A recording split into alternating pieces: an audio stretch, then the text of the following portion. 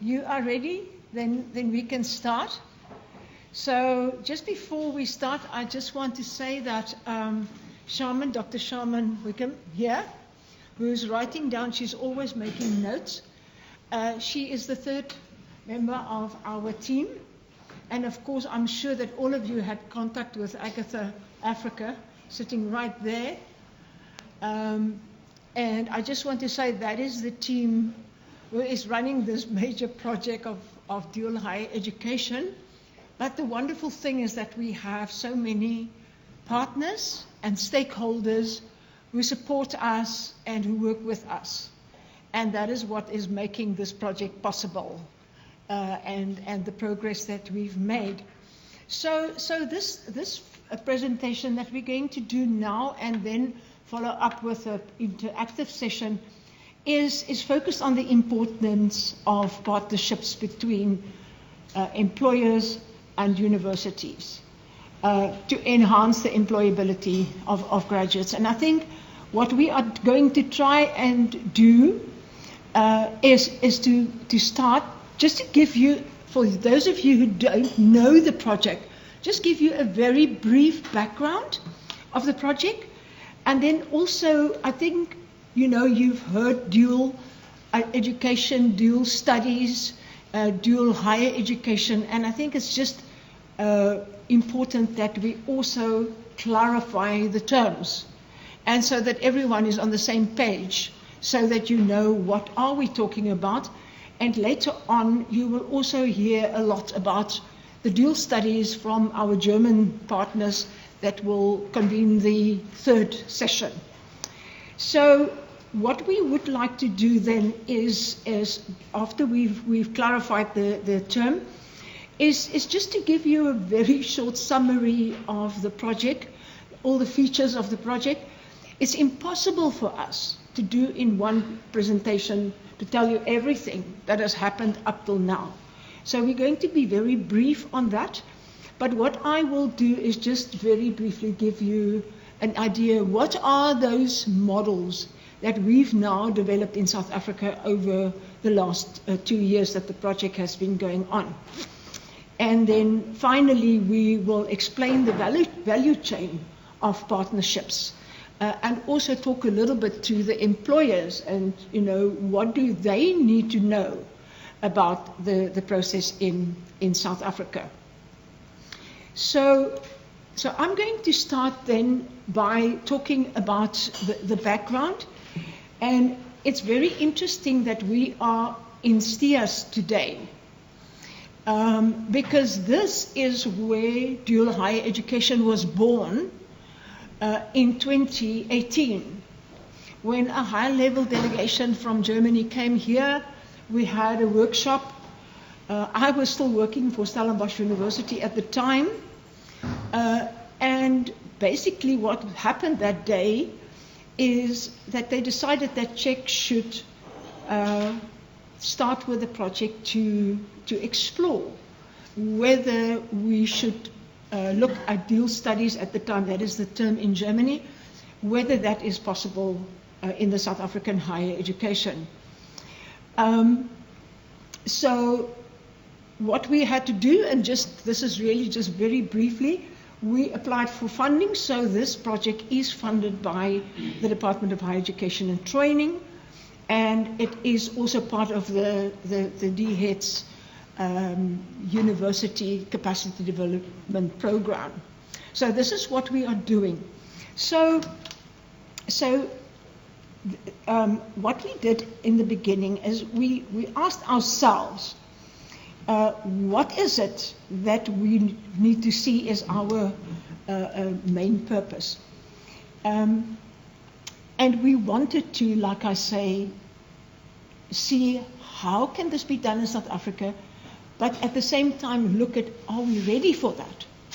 Are universities ready? Are businesses ready? Do we have the policy background that we need for that? So that was the sort of start off of the project. So I'm going to move directly now to what do we know about dual higher education. And basically, we derive the construct dual higher education from the European term, like I said, dual studies, to distinguish it also from dual education in the TVET field. And we because this project is focusing on university degrees, and so that is what we did. What we also learned is that this partnership between employers and universities are imperative to the success of DHE in Europe. And like Joseph said earlier, different from what happens in South Africa at the moment, there the companies actually recruit the students when they leave school, and they take them on as employers. Then they partner with universities, and the universities do the education of the students. I'm not going to go into that much because our German partners will also talk about that a little bit. And if you have any questions, they would answer that on the German the German way of doing it. Employers in that context really take an active role in financing the students, and the students then on their side add to the innovation, the growth of that particular company, and that is the broad incentive that is seen in the German environment. So then we asked ourselves, so how can that work in South Africa?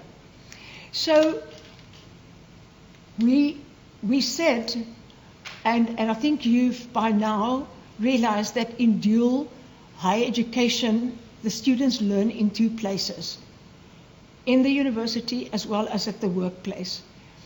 And so when we looked at this in South Africa and where we are now in South Africa and with the systems that we have in place, is how would we start off and how would we then gradually go to a place where we have a half of the time in the workplace and half of the time in the university.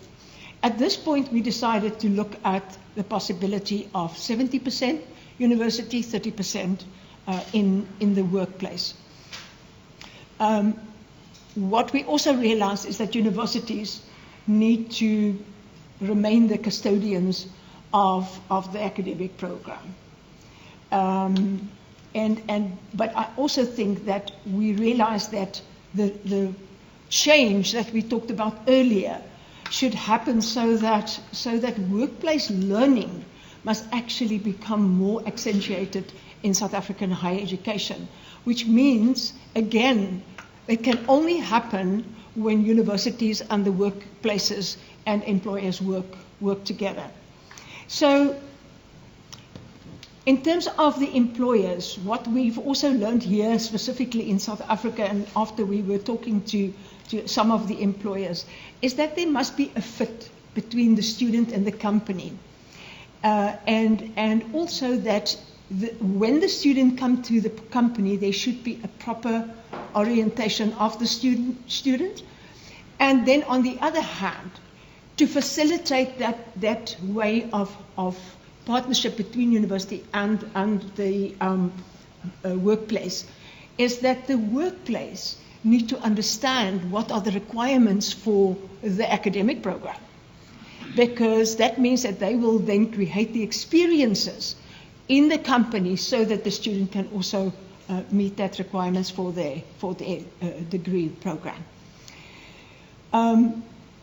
So I think I'm also not going to go too much into that, but I think you get the picture that in this dual education, both places of learning are equally important. And what is also important is that it must be very well structured, and the university staff and the staff at the company must work together. And the student should have at all times have somebody in the company to whom they can go, as well as at the university. They must be able to keep in contact with the university while they are there. So when we look at DHE then and will as we know it in South Africa. And please bear with us if you are already well informed about it. But one of the questions that we often get from especially universities is, what is the difference between DHE and WIL? And that as such, if we look at the term WIL and what it encompasses, then it's a problematic question. Because WIL is actually a term, an umbrella term in South Africa that is used for things like clinical practice, service learning, practicums, problem-based learning, what is the other one? Problem-based learning? Project-based learning. But what I want to say, so there's a wide array of modes of learning, most of them out of classroom learning. But the problem is, so how do we now compare that to DHE? One of those modes, though, is workplace-based learning. And what has happened in South Africa is that workplace-based learning has been written out of a lot of academic programs. And we don't have facts, but I think we can deduce from that. That is one of the reasons why students are sometimes not employable when they leave university. So I think what is really important to remember about DHE might have some of the characteristics that is found in other modes of learning in WIL. But there are also factors that completely distinguish dual higher education from the other modes.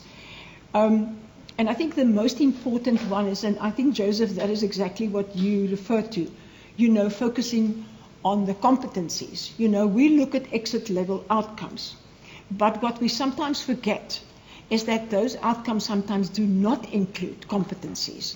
So in other words, in each of our programs, we will need to look at what are those standards of practice and where the student is going to go for, be employed. And we must make sure that we then prepare the student and that we assist the student to have those competencies that are needed for the job environment. This is and I want to use Professor Klutter's word of, value proposition. This is exactly the value proposition, is that we say if students follow the DHE route, they will be able to walk into the workplace and they will understand their role and they will have a lot of those competencies. Might be in a starting phase, but at least they will know what to do and they can keep on learning from there, and in a way become lifelong learners. So, in terms of our universities, it means that the university staff must ensure that that particular program and the learning process is properly scaffolded and structured and assist the student to seamlessly move from their first year to their second year to their third year and develop those kind of competencies that we see. So I'm going to move a little bit faster now, but I felt that it is pretty important that we just talk about this so that everyone also has clarity on what we are referring to. So we're going to next look at our features, and I'm going to ask Shaman to first start with the just about a little bit about the research, and then we will also, just interface with each other.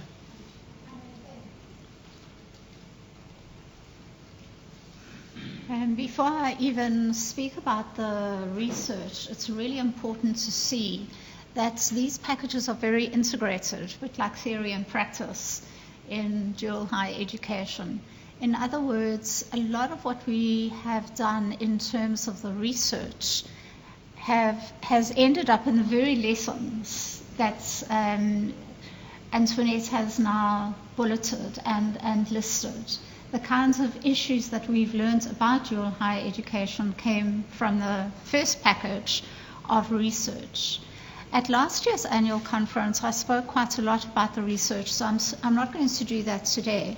I'm going to simply give some examples of how the research and the knowledge learnt there is filtering through into design, development, and implementation. So it's not that we're not collecting information, we continue to do that, but we're actually changing the way in which we are using that information. The conceptual framework, for instance, was a big part of the research done in the first phase. And that showed us just what Antoinette has been talking about in terms of knowledge, skills, and competences. Talking to both the university partners, and I have to say that we have some real champions of WIL, although they might call themselves something slightly different. We have real champions of WIL in our higher education system. So speaking to them, getting information from them on their readiness to move into dual higher education has helped us now use this information to develop a terms of reference. The terms of reference will be used by the developers of programs and also in the development of quality assurance and evaluation. You'll see how some of these packages are starting to speak to each other. It's also really important to see that what we've learned about the economic sectors within the South African wider employment sector, we have learned, for instance, about the public and the very huge numbers of opportunities that our public employers provide. Getting our private employers in place has been something that we continue to do as part of the research in terms of the workshops where we're actually able to give back information. The curriculum structure Antoinette has referred to, we are at this point with some of the people in this room looking at curriculum developments based on the information that we've gathered in the research time. So although not formal research is being done, we're actually applying that information as we move into the implementation phase of the projects. Shall I leave that package there? Yeah, you can just stand here. Shall I? Okay. Yeah, you can stand here next to me. All right, thank you, Shaman. I think that helps also, and thank you for bringing it together and to see, and it's true what she says. All the features are actually interactive with each other. So what I wanted to just fill in here also as a result of our research and also the program or the project that we have put ourselves out to follow is to find programs in South Africa that we could restructure or start a new program with the dual higher education, in the dual higher education mode. And so we had to really go and look in Germany and in Austria, how do they do it? And we have developed 3 models, or we call them prototypes of the South African model, which I will talk about just now again, because I would also like Shaman to talk a little bit about the policy restructuring. And I'm just thinking of our earlier discussion about the stumbling blocks. And so I think perhaps, Shaman, you can just say something about that. Yes, when we first started speaking to universities and even to employers about this model, these different models, one of the issues that came back at us was the issue of policy. So we had to start unpacking what national policy actually tells us. Certainly there's no national policy on dual higher education. And in fact, there's not much national policy on WIL either.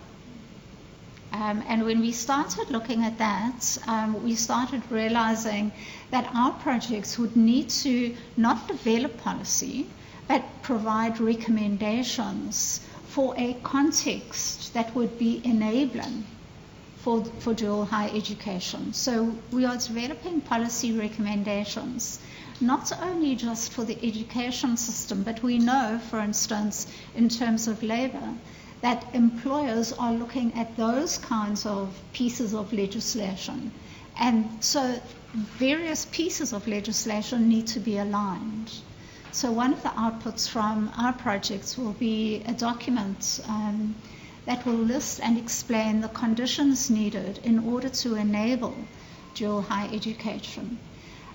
Interestingly enough, we've become aware of other projects that are developing policy for will. There are a number of projects doing that.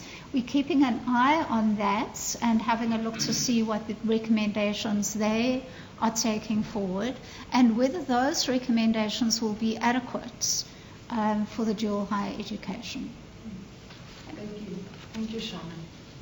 Yeah, and exactly those documents that Sharman has referred to are the documents that we will then also finalize by the time that the project ends, so that they are manuals, so that there are information on how this can be done, but also about an evaluation framework, which you can see is the sixth feature. And right here in front is our external evaluator, Ilham. Just raise your hand. And Ilham is helping us a lot to keep us, intact with who are we serving. What do we need to do? What do we need to leave for universities? Or how do we capacitate universities? How do we build the capacity of industries, of employers? So, and she helps us really to stay on track. What I just wanted to say about the capacity building, at the moment, we are working on 4 programs. So one of them you will hear about is our friends from the University of Cologne. They are looking at a new degree, a B degree in energy management, and we are working closely with them to see to what extent we can get that degree program going in South Africa as soon as hopefully the end of this year. And then, of course, we are working on some other programs. We have a food science, the BTech in food science degree, then the public relations and communication diploma at CPUT, and then also the BSc program in forestry. What we also want to do is to have 2 programs that we see as our control programs, and perhaps for our employers' information also. In South Africa, there is some of the programs that might look a lot like DHE programs, but they are governed by professional boards. And these programs are subsidized also for their work integrated learning, specifically work-based learning. And what we've realized is in South Africa, there are many programs that where students can be prepared for the workplace much better if they would also have that kind of support from government, which is at the moment not possible. It might be possible, but it takes a long time before it gets there, and most of the time they would not be subsidized. So again, we get to those stumbling blocks. If a university feels that they are not going to be incentivized for the innovation, it seems that they just don't want to embark on that. So that is something that I think we need to look at, especially in dual higher education. How are we going to address that? And I think we need all the help that we can get. So, ladies and gentlemen, this is our features. And then, as I promised, we looked at the German practice integrated model. That is what they call it in Germany. And what we realized in South Africa is normally most of our first year in the programs are foundational. And we also felt that perhaps, there would be a better chance that companies will buy in to subsidizing or to fund students once they've done their first year and has got, passed their first year. So this is why we look at DHE as possibly starting at the end of the first year. Then in the second year, in a 3-year program, it would be a substantial, say, about a third would be in the second year, but then in the third year, that would at least be the half of the year, whether it is quarters or whether it is a semesters, 2 semesters, one in the university, one in the industry. So this is what we have in mind. And once you have when you have a 4-year program, obviously you can space it over the last 3 years, and in an accumulative way. So that is our first model. Then our second model is pretty much the way we know postgraduate studies in South Africa, with honors, masters, and we just think that doctorates perhaps not, but especially honors and masters, where it is a deepening of knowledge, but we feel that it will also enable the students to practice what they learn in the workplace. Some of them might be employed already, and some of them might get employment through that postgraduate studies. And then the last one that we thought about is the reskilling. Sorry, I think I'm now too slow. That is the last one. No, okay, am I right? Yeah. Okay, cool. So what we thought were the reskilling, and I think lately we are thinking further than postgrad, because what we have in South Africa, and this came out of our research, that we have lots of graduates. They've done a basic degree, 3-year degree, but they are not skilled for any work.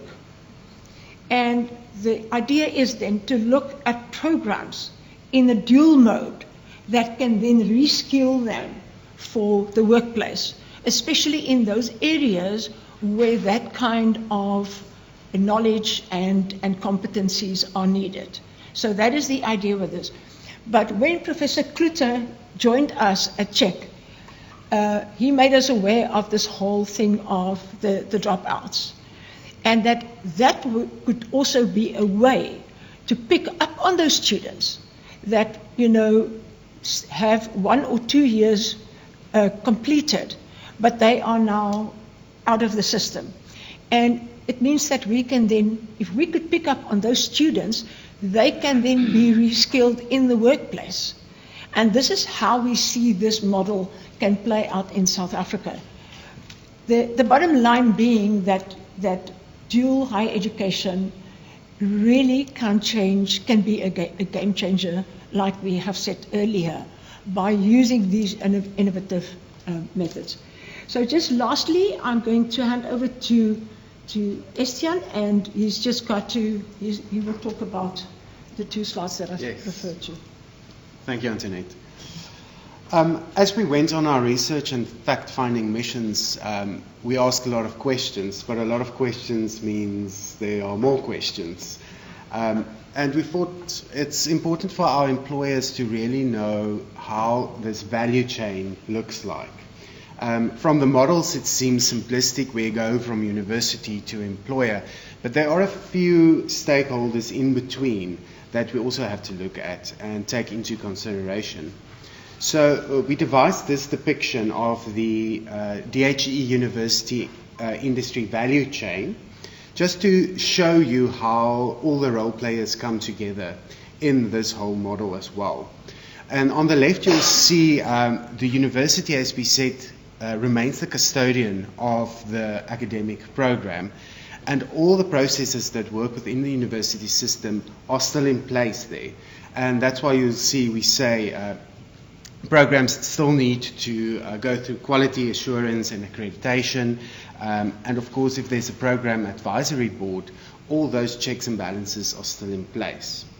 But as we move along the chain towards our employers who are on the right, there are a few role players in between. And we've just highlighted these that are most important in a generic way.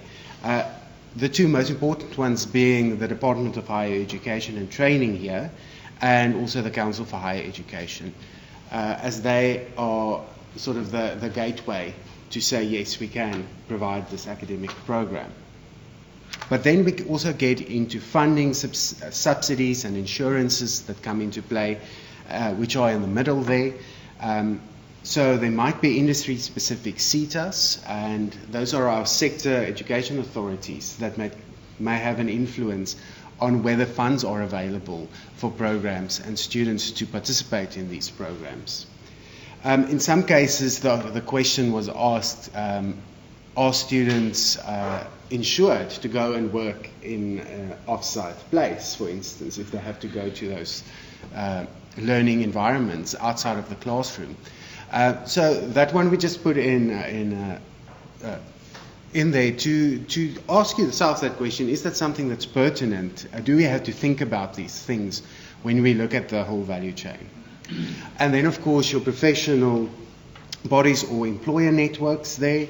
So that can either be industry-specific professional body, as Antoinette has mentioned as well, because some areas do have those professional bodies who really regulate what can and cannot happen within that academic program. And then others are professional associations, industry networks, things like your business chambers. They're quite important in certain instances. And you'll see all these lines converge and brings you to each individual employer who forms part of this value chain. So I hope that makes a bit sense for employers in the room as well, just to make it a bit clearer in terms of how it would look like practically. And then, of course, you might have questions about what you should know about the process as an employer. The first being that higher education is crucial to ensure employability of graduates. This can only be achieved through the opportunity to gain experience while they're doing their studies. So initially, we have to support universities who want to pursue the practice of dual higher education. From the employer, you as an employer, if you put yourself in the employer's shoes. We have to support the universities. Then we have to rethink the importance of graduates in the growth of the employer. So how do they fit into your talent development strategy, your innovation and growth? And then thinking, as I said, talent development, but specifically growing talent versus buying talent into your workplace. How important is building a loyal human resource in your working environment? Do you, as an employer, value the development of a graduate workforce that can support innovation and growth of the organization, but also while they're doing their studies? What financial commitments are you prepared to make by taking in students at a younger age? And then lastly, what incentives would you expect from government, for example, if you become involved in this kind of youth development or graduate development? So I'd like though to leave it there with those questions, because as we do our interactive quiz, this will come back to us as well, and we can have a conversation about it. Shall we just ask for questions now? Yes, I actually thought we should open the floor for questions now before we move on to our next interactive session. Yeah. Yes. Perhaps if we could have questions of clarity, if there's something that you would like to ask us specifically on what we have just said. Yes. Hi, Christian from Beserpa Private Sector, employer. So on the far right side, one of the stakeholders that has not been brought into this and I would like you to comment on this, the Department of Labour. You know that the labour law in South Africa is relatively employee-based. Sorry, I don't want to politicize here. But for a commitment 3+ years, I think we need the support of the Department of Labour as well to, let's say, reassure the employer that in case we have a dropout, that we also supported in, let's say, collecting those fees that we already invested. And I would put it to you that this organization is also pulled into the equation. Okay, thank you very much. That is really very important. And I think that is something that we will definitely have to look at. Hi, I'm Fuad here from the city of Cape Town, as well as the far right. What my concern is, I don't see the CETAs here, and specifically the South African Qualification Authority. It's alarming for me to see that institutions give qualifications to students, then sit with a qualification, because what's the use of having a qualification and not going into a job, right? So my concern is that you have all the CETAs, all the sectors, education and training authorities. They have a list of critical and scarce skills. There is where the collaboration between the institutions and you guys needs to go and say, guys, what is the critical and scarce skills in this space? And with that, your qualifications need to be adapted, or your qualifications needs to speak to where that critical and skills is needed. So when we are employing those students with those qualifications, it's relevant qualifications that is required within our institutions. Thank you. Thank you. Thank you so much. Can I just mention that, yes, we are definitely in contact with SAQA. At the moment, there is a revision, I believe, going on, in SAQA, so we will need to see what is coming out of there. As you know, there was also a review of the HEQSF, and we are also looking at, what will the impact be of that. When we had our conversation with CHE, though, the Council for Higher Education, they ensured us that the landscape will be more DHE friendly, whatever that may mean. Then also your question about the CETAs. Incidentally, I serve on the committee, or I meet on a regular basis in that committee, which is the follow-up committee, or they call it the debriefing committee of the Premier's Council for Skills, the PCS. So, and all the CETAs and the TVET colleges, for instance, are also part of that. So we are really keeping an eye on what is happening in the TVET environment. We are looking at the articulation between TVET and university. So you can put your mind at rest that we are working very closely with all the CETAs. We are also working with the DHET branch here in the Western Cape, who are governing all the CETAs. We have done that. It might be that it's not on our slide. Yeah. Yeah, I also want to say that we are very agile in what we do, so these things change as we go as well. And this might be a bit generic. I agree with that, and I think that's also the problem. But for each program specifically, this value chain will change because it might not look like this at all. And we've also had conversations with CETAs. Antoinette spoke at the National Association of all the CETAs in South Africa, and they are very aware of our project as well. So we've planted the seeds where we needed to. It's just to bring it all together, and it's like pottery. You have to mold it, and that's what we're trying to do. Yeah, and talking about the future, in the future we would like to flip this, and not put the university first. We want to put the employer first, and say, take the lead. Bring yourself to the equation. because that is what's happening in Germany and Austria. I think there were a hand there. Yeah, it's me. Oh, okay, there you go. And then the lady at the back. Patrick Martinez from the City of Cape Town. Just as a follow-up to the comment made by my colleague, I think we need an engagement between business and universities. That one is very critical. Let's look at the qualifications. Let's look at the curriculum. Does it meet the industry, the needs of the industry? Because we are sitting with that problem of unemployed graduates. And what are we doing about it? Mm-hmm. And the issues that talks to addressing the skill shortages within South Africa.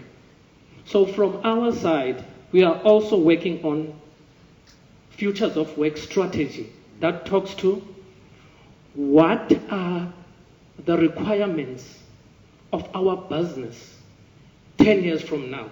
Mm-hmm. What qualifications are we looking at?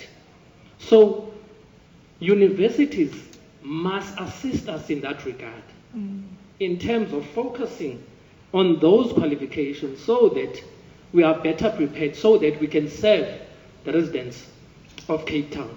Okay. Yeah, Thank you. Perfect. Thank you so much for that comment. They're at the back, Aggie, the lady at the back. Hi everyone, I'm Nicole from the South African Graduate Employees Association. So I don't speak on behalf of all graduate employers, but we are constantly looking at skills of the future, particularly a project within banking and financial services we've embarked on is looking at new and emerging careers.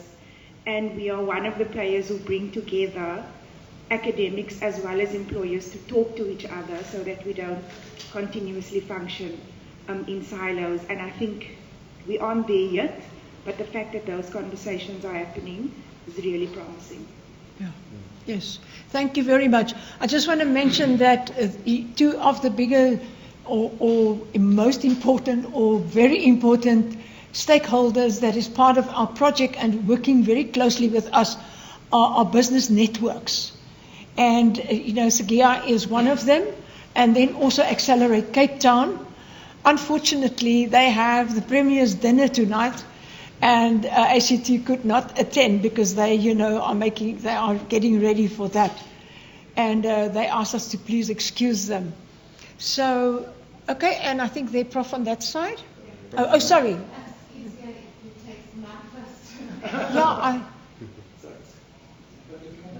No, please go ahead. All right. In the work that we do in our institution, we work with program reviews, we call them, quality assurance. So, and since 2018, we've sort of changed the way we prepare departments on how they prepare for these program reviews by doing workshops for them. So we offer workshops on quality-related matters to program design and assessment. And what we found that when we talk about the program design, when we talk about the program purpose and the exit level outcomes, this is where we see a lot of gaps with the lecturers. For instance, in the way this program design was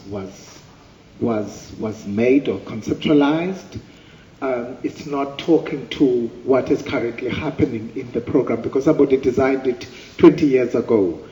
And the people who teach in the different modules do not align their modules to what was promised because they don't know, they were not there.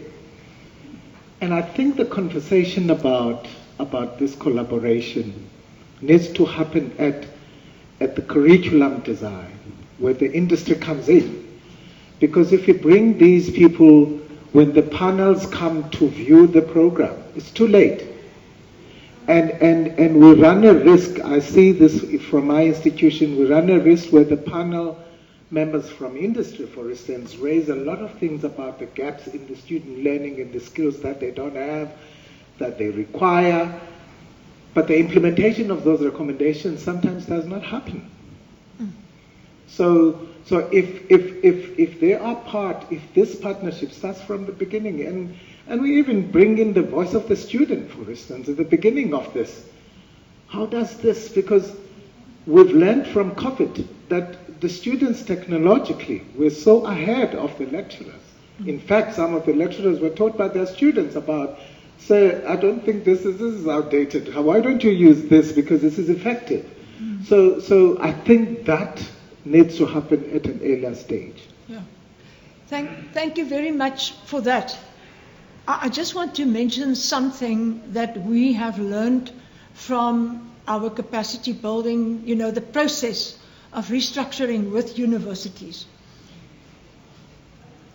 What we have found is that one of the processes that we go through, and we don't want to talk too much about this because that's not the focus of today, but we do an analysis of that program.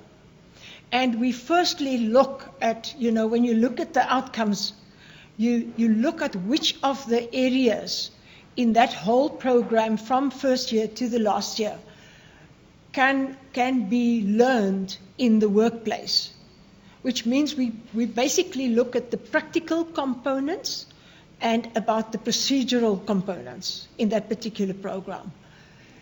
And what we have found is that some of our lecturers find it very hard to do that analysis and to really, think differently about this.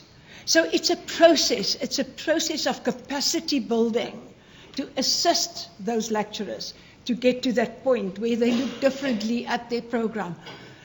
One of the things is also that they are very worried that their program is packed. And some of the programs are packed, but we don't have to add on. We have to work differently. And I think that is where the problem comes in. And what we are doing, the process that we followed with DHE, is to firstly do that analysis, look at those areas of, practical components and procedural components, look at how we can structure them in the modules. Should we have the practical component in each of the modules, or should we create new modules, and do that under that, but it speaks to the other modules in the program as well. So those kind of discussions is what we do while we're doing the restructuring. And I think we must realize that this is something that South Africa didn't know about.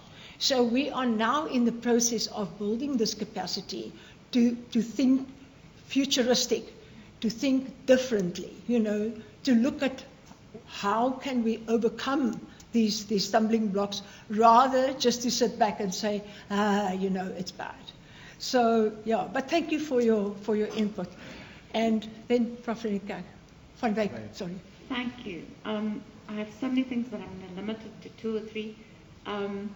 The one area is you presented a few models of delivering the DHE. And you'll be familiar with the fact that the things that are ticking over in our heads at the moment, and what we know about our program, is we might have a slightly different approach. We might need one. In short, that will have shorter periods of exposure that are very focused on particular aspects. And Sharman touched on that. Those codes of practice that you mentioned that can best be delivered, or only be delivered to the student in the context of the workplace. Yes. So is there an appetite for such a new model? Oh. Thank you, Jessie. I think, actually we spoke about that as well. And we talk about prototypes because we feel we're still in an experimental process, So this is what we are looking at the moment as forming the South African model. But there might be others that need to come in. And it is incidentally, I think we have discussed that, especially that, so each program probably will determine how that practical part can be handled and how that applied part can be structured within. And if I may then, sorry, can I just also say, and depending on the employers, whether it would suit them because we must be careful, that we don't make plans in the university, and that this is why once we've done that first analysis, we first go to the employer and we say, look, this is what we want to do. What do you say? How do you feel about it? What will work for you? And this is the process that we've been following with some of the other programs that we've worked with until now. Sorry.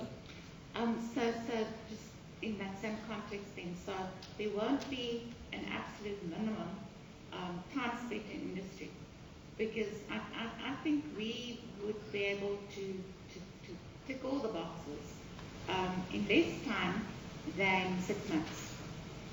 So there wouldn't be a restriction like that, that there should be minimum time spent in industry. Sorry, just 2 more points. Speaking of the seaters, we happily have reforged our contact with the food-based seater, because I'd always thought that they would be the ideal platform for us to launch that, I'm going to call it intimate contact with industry, facilitated by them and in fact incentivized by them. So we actually going to, we have a process with them now where we're talking to the CEO of the food-based seater. So I'm story-eyed about that interaction, and really they have incentive programs, and I think they would be the best to broker this interaction with industry, because we will have to sell the concept to industry that they would have these students coming into the workplace for a week, for 2 weeks, for a month, whatever, and in a new approach compared to what presently holds in terms of work integrated learning, workplace-based, or in service training. Where the industry, not to cut too fine a point, they're actually using the students as cheap labor to an extent. So this new dual education, the focus will have to shift to the role of industry as a co-educator. And my last point then. So when we formulated our new curriculum, previously the new diploma and particularly this B degree in food science and technology, we did extensive surveys with industry. We went to talk to them. We recorded what they said about the deficiencies of our graduates, and we built that into our new curriculum. So I think we on that score, we're on the right track. But we will have to go back to industry regularly and do graduate surveys. Thank you. Thank you so much. Thank you so much, Eugene.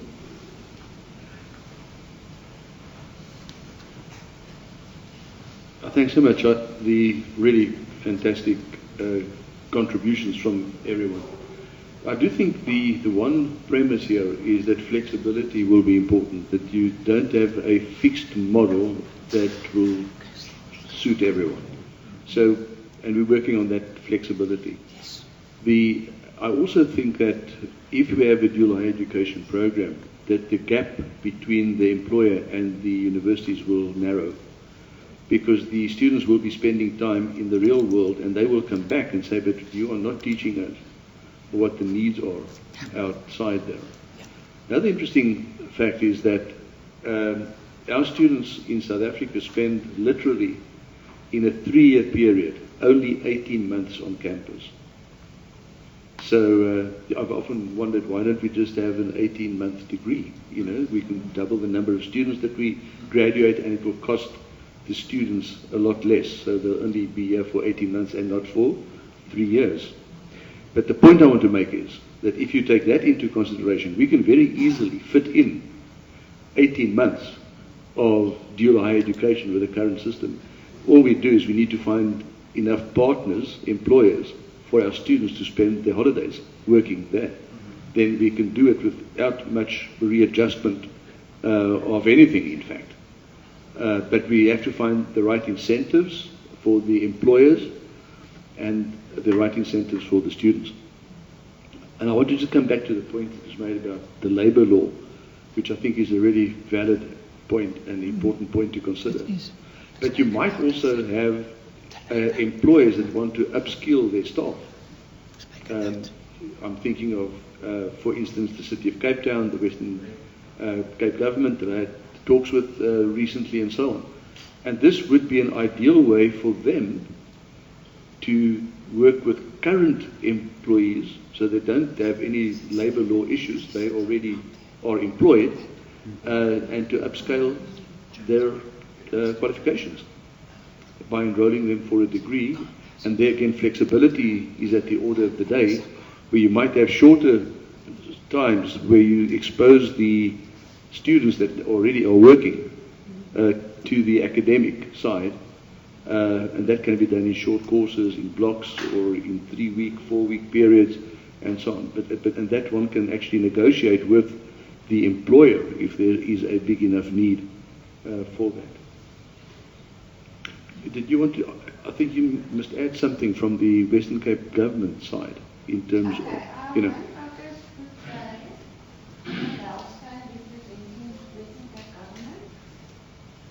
Department of the Premier, we recently had a wonderful meeting with Prof. Kluter, and one of the main focus areas for the Premier and Western Cape government is actually reskilling current employees.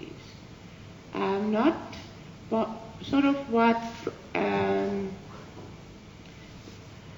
in a short time period, and open up opportunities also within government for students to do the practical side of whatever program. So there could be a beneficial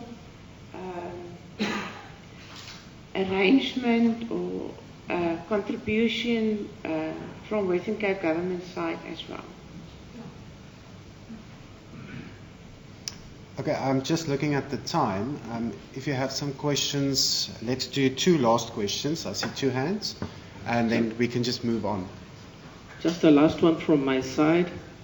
I'm interested to find out from the universities, with the comment that I've made in terms of Futures of Skills project that we are busy with at the City of Cape Town. I'm interested to find out what are the current developments that talks to addressing what came out from the World Economic Forum in relation to the 4th Industrial Revolution? What qualifications that are coming or that you think that you are working on in future? Thank you.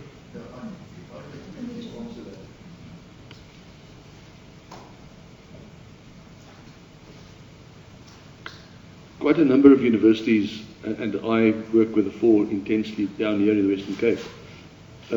It is high up on the agenda. I know at UJ, they are well known for talking about this quite a bit, on the 4th Industrial Revolution. And there is competence, and it is being spoken about, and there are degrees that are being developed as we speak. For instance, on data science and computational thinking being one of them. But it is about the skills that we will need in the future, or that the people that do the employment. In fact, they need those skills already now. It's not a matter that they will need them, they need them now, and the skills are not there. So that is a good comment. But we can provide an inventory of that. But I would also suggest that CHEC work closely with will be working closely already with the Western Cape government, but also with the City of Cape Town. So, and I want to mention something about the critical skills that you mentioned. The reason our students don't get employed is because I think they are studying the wrong degrees. It's sad, but we have a total free for all. You can come and study whatever you want. And it will cost the government a lot of money, in terms of the NSFAS program, a lot of money. And then they end up studying something which there will not be employment. For those, we actually need to teach them how to be self-employed. That they learn how to make, add enough value so that someone will pay them for that skill, whatever it is. But the critical skills you don't find, because there are not enough qualified people to do the critical skills. So I don't have too much sympathy with those that don't get employed. I mean, we can't employ every graduate especially if they are doing a degree which will not, and I will not mention degrees, but otherwise I'll be in big trouble. But there are degrees that people just shouldn't do. Okay, one more question there. Yes. That back again. Sorry, can we just take that one first? Thank you very much. I'm Amanda Morris from CPUT, Work Integrated Learning Coordinator in the Faculty of Informatics and Design. My question relates to maybe the previous one as well. In terms of the nuts and bolts at the university, we have something called advisory board committees, right, which is a link with what in CPUT's Vision 2030 they call these quintuple helix partners, so industry, employers, community, students, all the voices that have been mentioned here today. And often we find that in those advisory board committee meetings, it's very difficult to get industry and employers to come and engage. So, I take your point, but we would also ask the converse of that. What kind of input are employers giving into university? And then my larger question is, how are you in your process with this dual higher education project leveraging existing engagements? So these mechanisms that are compulsory but become checklist objects within the university. So it is said that we have to have an advisory board.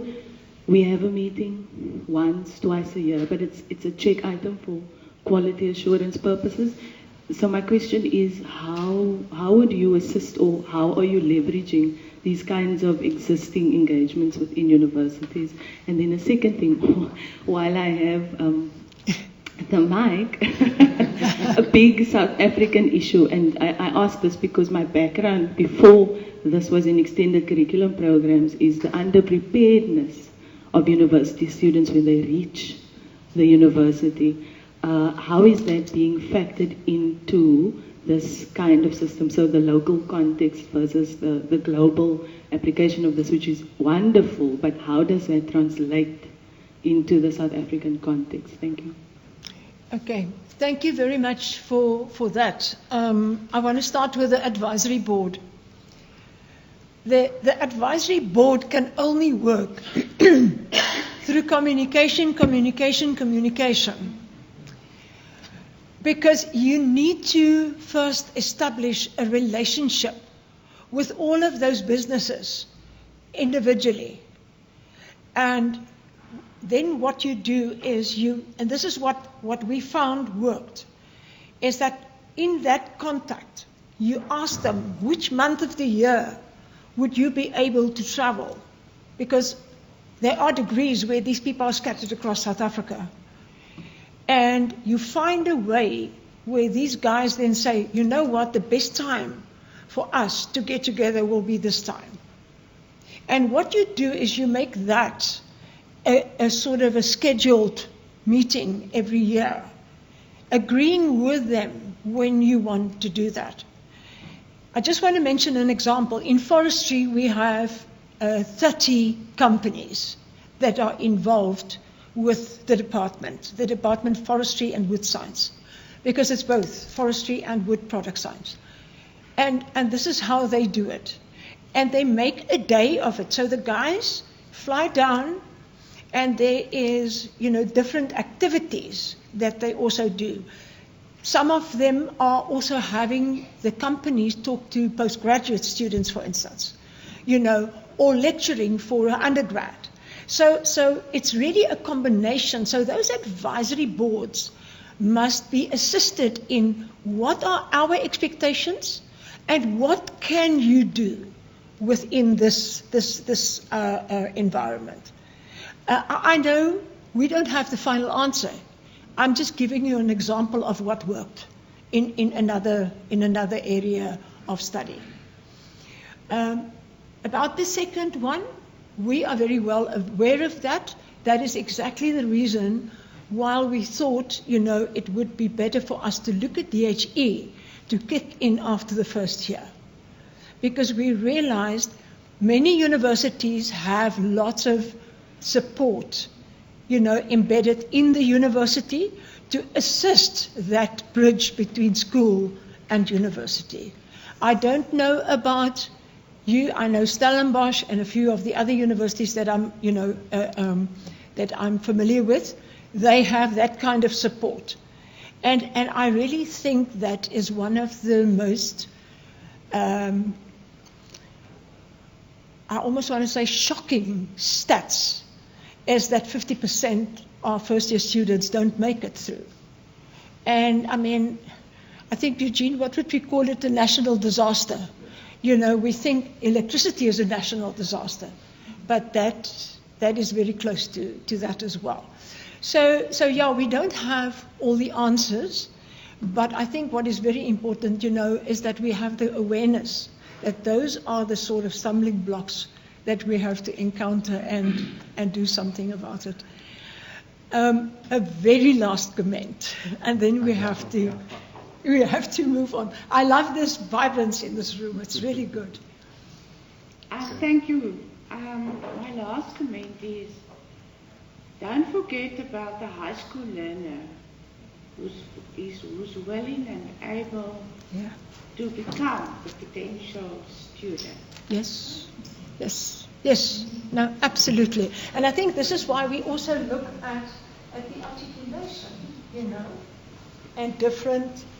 and different opportunities, because there is a bit of a overemphasis on I have to go to university. But they don't have to go to universities. There are many other pathways that they can follow, And hopefully, I don't want to say DHE is going to be that game changer in that respect, but I think it's got a good, it's got a good chance of being a game changer. So I think, I was saying the other day, the one thing that we've realized over the 2 years is that DHE can really work in South Africa. Although we haven't implemented, with everything that we've learned over the 2 years, well, it's a bit more, 2.5 years, we think it can actually work. And what gives us that, almost opportune, this is an opportune moment that we have to start with that change in the country. And we're going to give it a good go. But thank you so much for all your contributions. It's really wonderful that we have this interactive discussion, So we just want to do a last quiz with you. Our colleagues that are going to do the next session, I think it will be also for them something that will help them to see what are the perceptions in the room. Although you are not an employer, it will be good if you share with us your perspective or your perception of the question that is being asked, so that we just get an idea, in a group like us, how do we actually feel about the type of things here? Because we are going to look at, those graduate attributes of students and what are those expectations from employers, and how are we thinking about that? And then when we're done with that, we're going to break for lunch. I think we will have to go pretty fast. Yeah, maybe not all the questions, but we can try to go as fast as possible. As fast as possible. And perhaps if it's okay that we've had a good discussion, yes, we can actually just do the quiz, and it will be, it's going to come up, the results come up as we do it. So I hope you got your cell phones ready on that link that we've given you. So everyone, if you have your cell phones ready, we're going to quickly do that quiz with you, and then we are going to break for lunch. Yes. Estienne, I think what you might want to do is just to use the colors to say this is what we've said. I will do that. Yes. Thank you. Awesome. Thank you, Antoinette.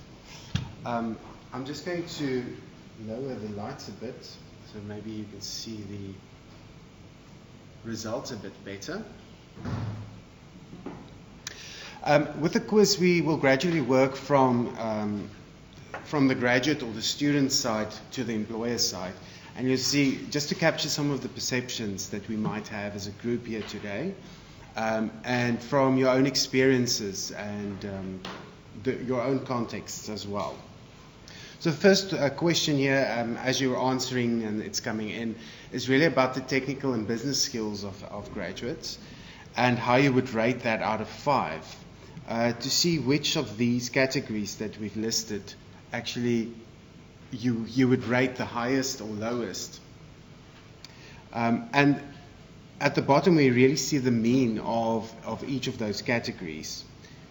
Academic knowledge, people management, information management, critical and analytical skills, business skills, and then lastly the ability to apply the academic knowledge that we've spoken about first. And the graph really shows you where our perceptions lie in terms on the scale, and you can see it jumps quite a lot, but these lie on the lower side, as you can see here on the left hand side, and those on the right go high. So there's actually not a lot that we think lies on the outer skirts of a very high, but as we answer Light blue one is academic knowledge, yes. So we have a double. Yeah. So academic knowledge is rating very high at this stage, but the ability, People management. yeah. People management, very low. Yeah. And these are really those soft skills. Sorry, yes. The ability to apply academic. Who is the one who gives the 5 points?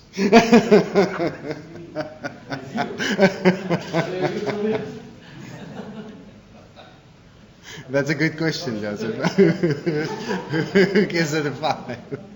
Just go over them one by one from the top. Sure, let's do that. See what, So academic knowledge, we can say that scores fairly high. People management, more towards the low side. Information management, more or less the same. Critical and analytical skills. Business skills. And then, as we said, ability to apply academic knowledge.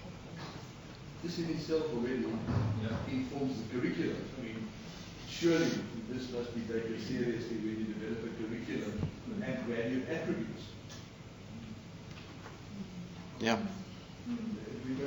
Some questions? So I just want to ask about the scale, because when I do this, it goes from low to neutral to high. Yeah. Yes. You know, so you either have to choose, if you don't want to be neutral, you have to choose between low and high, which for me was a challenge. Okay, that's interesting. The idea was that there's at least, sorry to interrupt. The idea was that it should say low and then in between categories as well. Okay. It's 0 to 5. No, 0 to 5. So you score out of 5. There's another comment. It's very nice, low, neutral, high, very high. It just gives the words. Yeah, as you, go ahead, So please. when I did this, in my head, I had an undergraduate graduate. Yes. Is that what? Yeah. Okay. Yeah. Someone who enters the workplace. So they've just finished their studies and they're preparing to enter the workplace. Yeah. Okay. Shall we move on? So this one looks at social skills and personal development. Again, of that graduate as they grapple with the demands of the workplace. So imagine them being in the workplace already. Can they cope with the demands in terms of leadership skills, communication skills, personal development, and this is where the emotional intelligence comes in as well. And then, of course, very importantly, ethical considerations and accountability.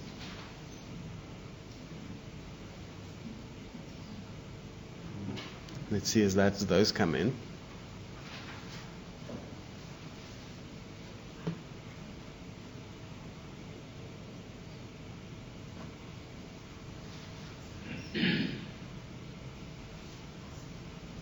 Okay, so far very low on leadership skills.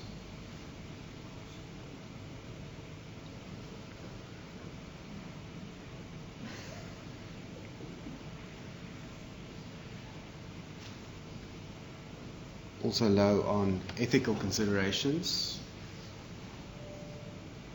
Jumping a bit there now, but communication skills, fairly in the middle here, it seems like. Communication skills are often problematic because the students don't have the confidence. And that, that says, sorry. What we found is that the students don't have the confidence, with communication. And one thinks that it might be part of their personal development that has lagged behind in some way. But it's very difficult to know why it is like that. But that's also what our industry partners indicated. They have to push them in the workplace to take the lead and to talk in public and so on. So I think that's really something that is also very important to know. Interesting to see these sort of fall within that middle ground here, with a few at low.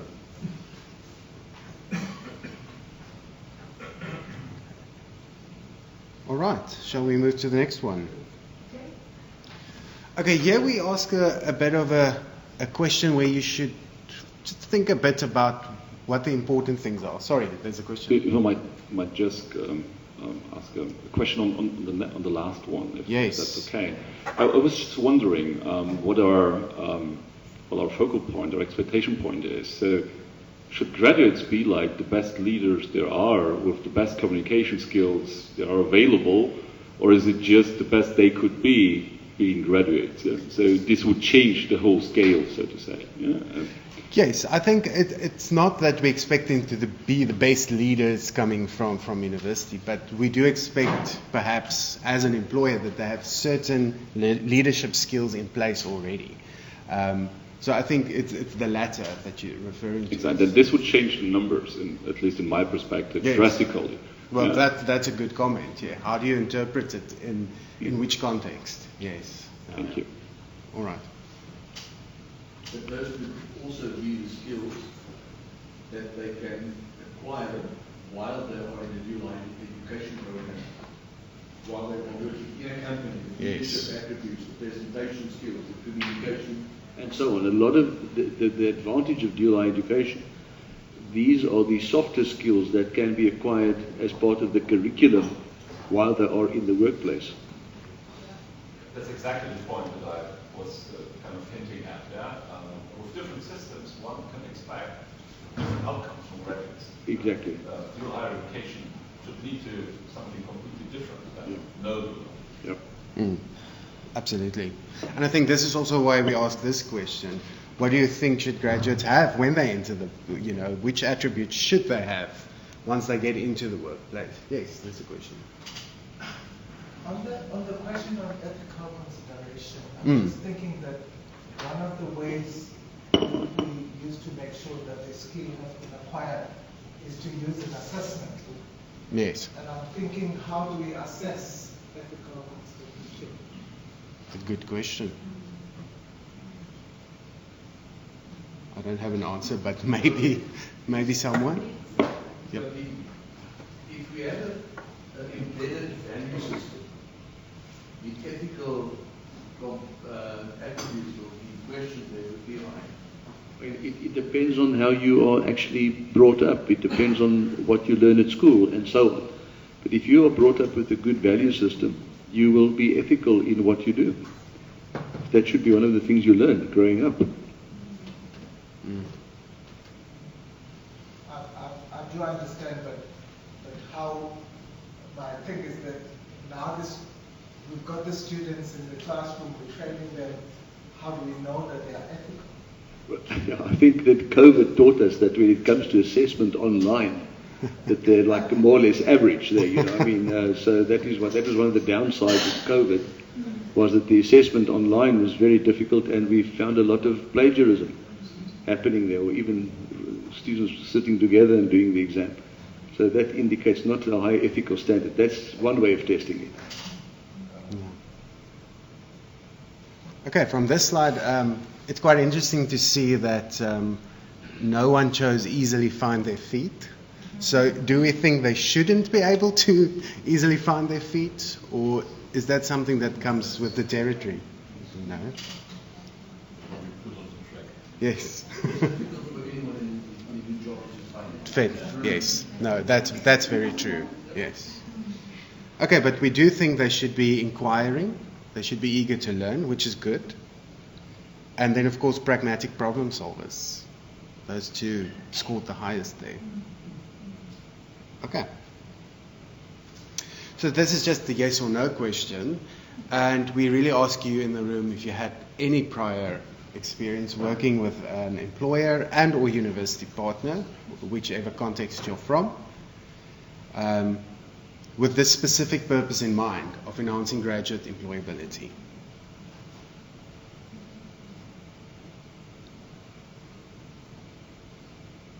Quite a few yeses, which is good. I think that speaks a lot to our mindset, at least.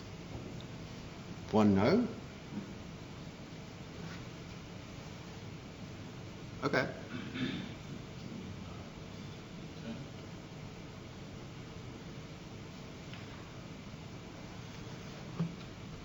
Okay, something to think about. Okay, next question. So from your own perspective, ask yourself, will my organization, will we be eager to take on student placements as part of a DHE program? And there we've listed a few categories just to test sort of the thinking around the room. Is it a hard no, or are there certain instances where this might work for you?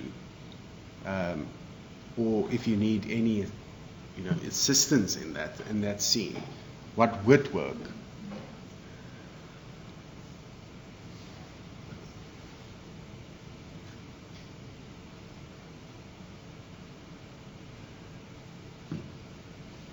Okay.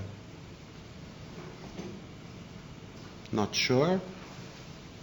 Most people saying if we collaborate, which I think is what we're aiming for. We must have a collaborative partnership.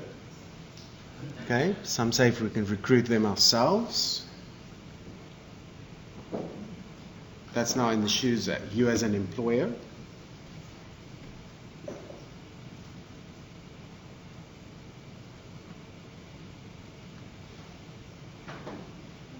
Okay.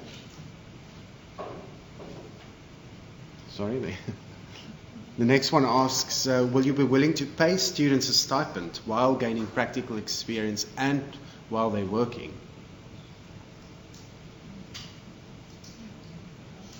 And again, is it a hard no, or are there ways to achieve this?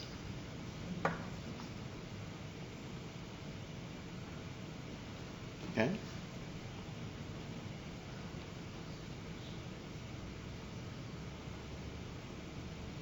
This is quite interesting to say yes if it means they are employed on a part-time basis.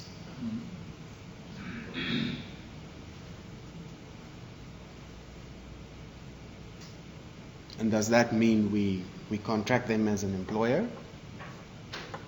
Or do we still see them as a cheap labor?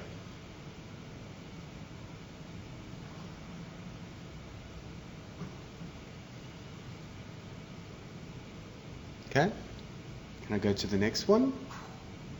Quite interesting.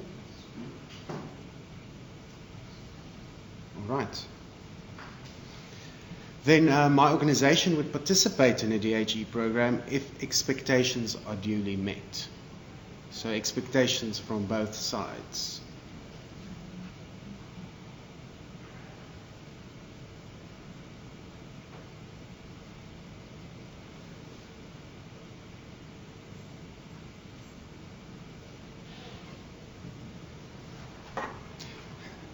And we got a little sad face.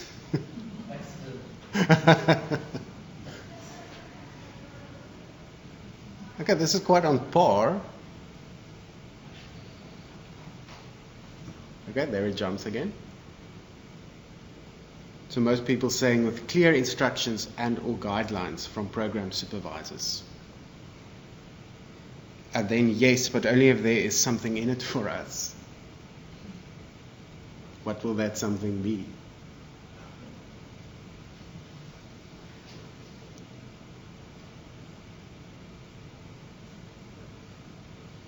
All right. And then my organization would be willing to evaluate student performance and reflect on the learning and practical experience they gain in the workplace. So yes, if it's a collaborative approach with program supervisors, only with university support and instruction, with a dedicated in-house student supervisor and structures in place, not sure or no.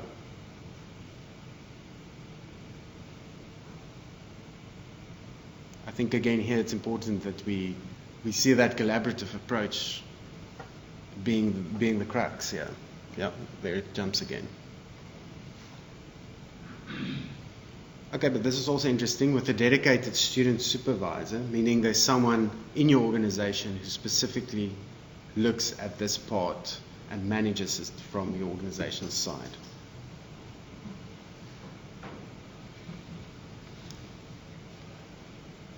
Okay, that's the last one. Thank you. Very insightful. Can I just say that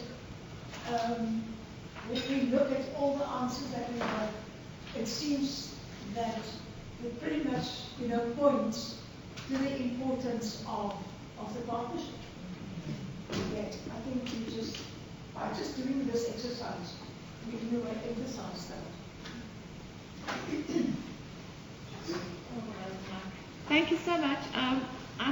Sinead and I are just wondering whether you would be willing to share these questions with us so that we can actually pose these questions to our potential and present industry partners.